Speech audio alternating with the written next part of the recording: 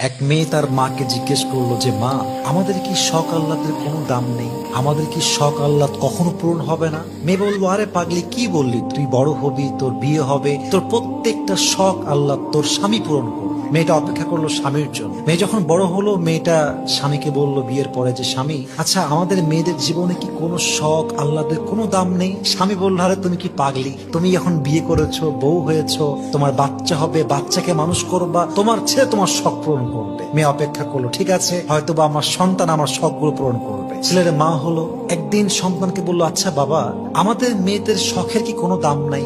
আমাদের আহ্লাদের কোনো দাম কি পৃথিবীতে নেই? সন্তান বলছে, মা তোমার কি মাথা খারাপ? তোমার বয়স হয়ে গিয়েছে, তোমার এক পা কবরে ঢুকে গিয়েছে, তুমি এখন আল্লাহ বিল্লাহ করবা, কবরের ফিকির করবা। তখন মেয়েটা বুঝতে পারলো যে আসলে পৃথিবীতে নারীদের শখ বলতে কিছু নেই। পৃথিবীটা নারীদের আহ্লাদ পূরণের জায়গা নয়, নারীদের প্রথম এবং শেষ